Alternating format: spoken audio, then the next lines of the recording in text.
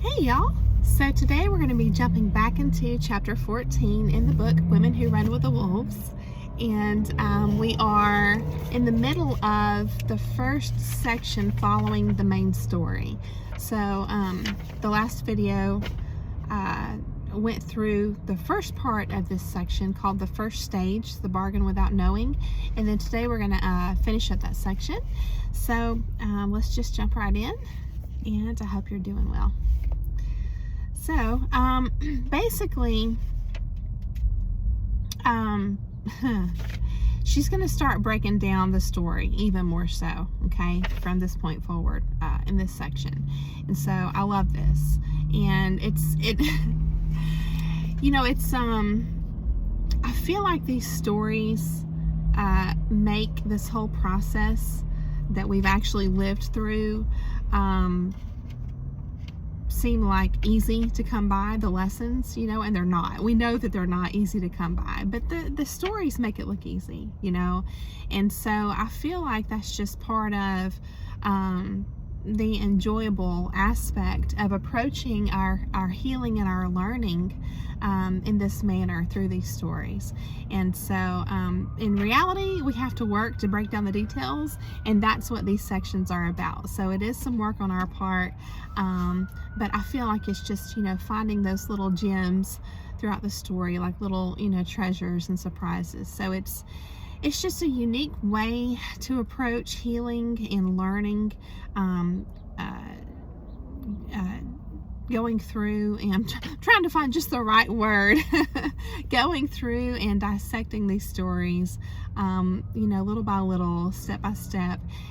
It just makes it fun, I feel like, and I hope that you're enjoying it too. I'd love to know your thoughts on that, as opposed to just reading, like, say, a nonfiction psychology or self-help type book, or approaching everything like bullet point.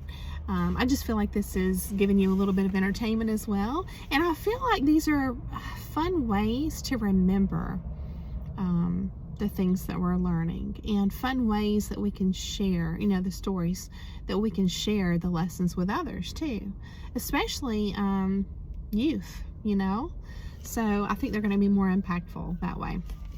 So let's go ahead and dive in. Again, this is the second part of the first section following the story, called the first stage, the bargain without knowing. Okay, so she says, I worked with a woman who was quite taken advantage of by others, be they spouse, children, mother, father, or stranger. She was 40 years old and still at this bargain/betrayal stage of inner development. By her sweetness, her warm and welcoming voice, her lovely manner, she not only attracted those who took away an ember from her, but so large a crowd gathered before her soulful fire that they blocked her from receiving any of its warmth herself. The poor bargain she had made was to never say no in order to be consistently loved. The predator of her own psyche offered her the gold of being loved if she would give up her instincts that said enough is enough. She realized fully what she was doing to herself when she had a dream that she was on her hands and knees in a crowd, trying to reach through the forest of legs for a precious crown someone had thrown into a corner. The instinctual layer of her psyche was pointing out to her that she had lost her sovereignty over her own life. Yes, that was the word I was trying to find. I think it was in the last video or two. Sovereignty. That's exactly what it seems like we're giving up to a controlling person. So it says, and that it was going to be hands and knees work to get it back. Yeah.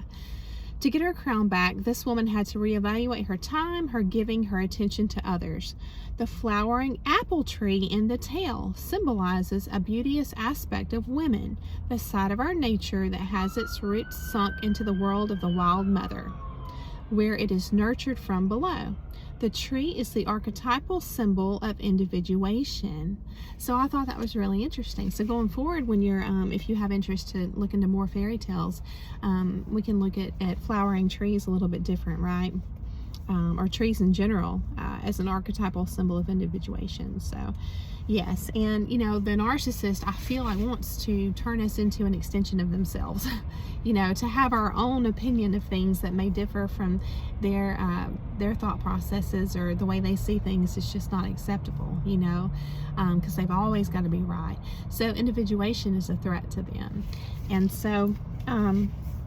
Yes, and so then she goes into talking about apple trees, and she says the apple tree and the maiden are interchangeable symbols of the feminine self, and the fruit is a symbol of nourishment and maturation of our knowledge of that self.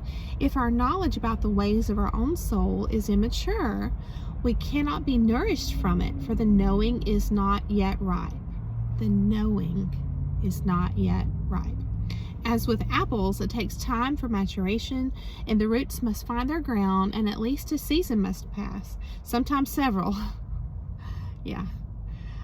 If the maiden soul sense remains untested, wow, yes, nothing more can occur in our lives. But if we can gain underworld roots, we can become mature, nourishing to soul, self, and psyche. So there you have it. It's like, it's a process. And I feel like what she's saying is, it's these tests that we have to experience and pass in our life in order to gain the treasure of knowing, in order to blossom like the flowering apple tree, in order to fully embody and embrace all that we're meant to be, here within our psyche. So I thought that was pretty heavy.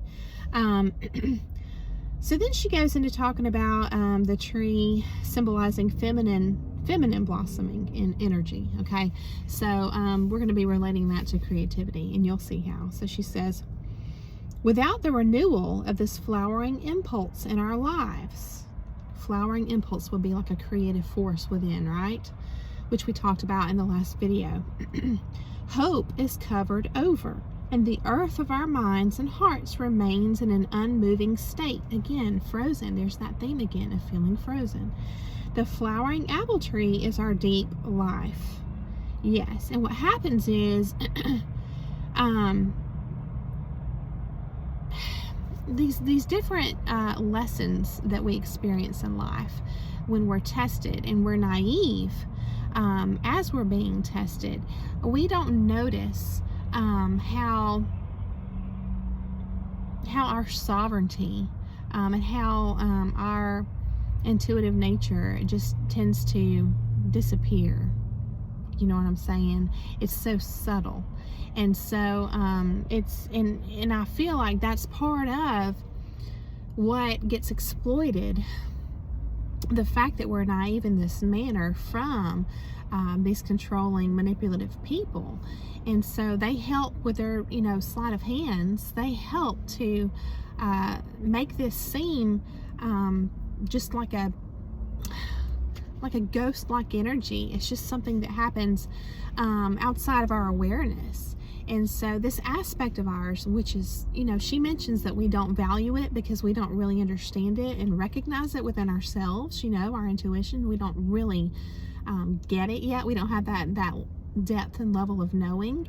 And so it's like it just sort of dissipates, into the thin air. It just disappears as we are being manipulated, and we don't catch it. We don't even know that it's been lost. That aspect of ourselves, we don't realize it's been lost. So it's just so subtle how this happens, I feel like. So then she gets more into this theme of creativity, right? Which is a part of the intuitive nature, because our intuition is going to be that motivating force that drives us to take action in our lives, to do what's best for us, to bring about just good things in our lives. It takes work. It's that whole faith without works is dead. It's like we have to do something. So she says, the unemployed miller, this is going back to this story again. Remember the dad in the story? The unemployed miller, down on his luck, had begun to chop wood. It is hard work to chop wood, is it not? There is much heaving and hauling, yet this chopping of wood symbolizes vast psychic resources, the ability to provide energy for one's tasks. Yeah, to develop one's ideas, to bring the dream, whatever it be, within reach. Yeah, to make it happen, you know? So when the miller begins to chop away, we could say the psyche has begun to do the very hard work of bringing light and warmth to itself. So the exact opposite of being frozen. Yes. Now then she goes into talking about the ego, right? And the problem is, ego's it's just wanting to get things done in a hurry. You know, it doesn't want to have to do the hard work. And she says the poor ego is always looking for an easy way out, right? And again, a lot of this is just unconscious processes. We don't, you know, we're not fully aware of what's going on within our psyche. So she says, when the devil suggests he will relieve the miller of hard work in exchange for the light of the deep feminine, the ignorant miller agrees, right? And that's the egoic part of ourselves. We seal our own fates in this way. Deep in the wintry parts of our minds, we are hardy stock and know there is no such thing as a work-free transformation. We know that we will have to burn to the ground in one way or another and then sit right in the ashes of who we once thought we were and go on from there, right? Yes. Beauty from ashes, the phoenix rising, it's all these themes throughout these different stories and cultures and myths. They all kind of are parallel, you know, with their meaning, I feel like. But another side of our natures, a part more desirous of languor, hopes it won't be so. Hopes the hard work can cease, so slumber can resume. Yeah, again, that's going back to that theme of getting it all done in a hurry, right? Just being done with things, being lazy. When the predator comes along, we are already set up for him. Yep. And we are relieved to imagine that maybe there is an easier way. When we shun the chopping of wood, the hands of the psyche will be chopped off instead. For without the psychic work, the psychic hands wither. So there you have the meaning for the title of this story that we're evaluating, The Handless Maiden, right? Right there. I thought that was a really cool explanation. So, yes. Then she goes into talking about what happens in reality, you know, how all this looks in our life when we have just let the ego, you know, make that bargain, and how it creates a lifestyle of inner conflict within us. And so this is where, lacking that knowing, we can't always put our finger on what's wrong, but we know something's wrong. And in the meantime, if you're in the midst of being exploited by a narcissistic individual, they're just having a field day, you know what I mean? They're just you know, while we're just in this cloud of confusion, this fog. And so so that's going on.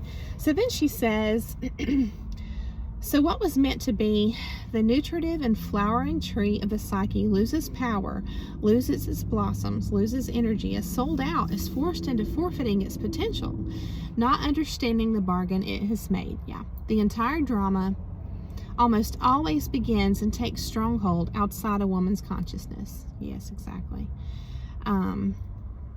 She says, yes, you have suffered for it, no doubt.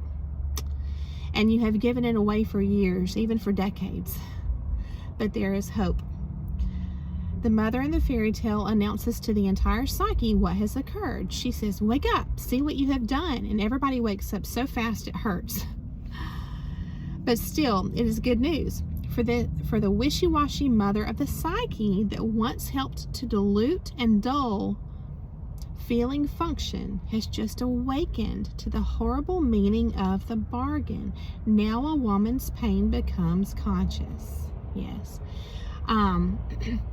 So this conscious awareness, when this happens, when we wake up, it's going to be what brings everything back together for us. What makes us whole again? What reaches out and grabs that intuition we had laid down. we're going to be, realizing the value of it, and we're never going to let it go again. I can tell you that for sure. So she says, now a woman's pain becomes conscious. When it is conscious, she can do something with it. She can use it to learn with, to grow strong with, to become a knowing woman. Yes, I like that term, knowing. Over the long term, there will be even better news yet. That which has been given away can be reclaimed. It can be restored to its proper place in the psyche. You will see. Yes, exactly. And I feel like for this process to take place, we have to be intentional about placing our focus where it belongs, which means we don't need to be looking back. We don't need to be focused on any kind of resentment or retaliation. We need to be focused on ourselves, on putting ourselves back together, on awakening, putting the puzzle pieces together. Even if it's just a step-by-step, process, and it feels like we're making just very slow progress. It's okay. It's still progress. You know what I mean? So that's super important to me, to make sure we're putting our focus in the right place, because that's what's going to be what reignites our creative process, so that we can once again utilize that intuition and that deep knowing to begin to take the steps and take action in our lives to bring about the reality where we don't have an inner conflict anymore. You see what I'm saying? There's not a lifestyle that's chaotic. It's a lifestyle of peace, one that's cohesive. Everything inside you is saying yes. And I can't remember where I heard this term. Somebody I came across over the last few years introduced me to this concept, and she called it a full body yes. And I thought that was cool, because it's kind of like it's totally doing away with this whole concept of an inner conflict. It's like your body feels good about it, because we talk about that being an extension of your intuition, your body, and being in tune with how you feel around someone or in a certain circumstance or situation, environment, whatever, as well as your mind, your heart. It's all saying yes, a full body yes. So that's the goal, you know what I mean? And I hope that this has inspired you. The next section is called the second stage, the dismemberment, and it's fairly long, and I didn't want to break it up and put it with the second half of the first stage. We'll probably be breaking the next one up in its own sections, but I just wanted this to be a clean cut between the first stage and the second stage. So we're gonna go ahead and end this one here, and I hope that you have found some benefit from our discussion, and I just thank you for taking this walk with me. I enjoy it so much. I hope you have a beautiful day, and I will see you again very soon.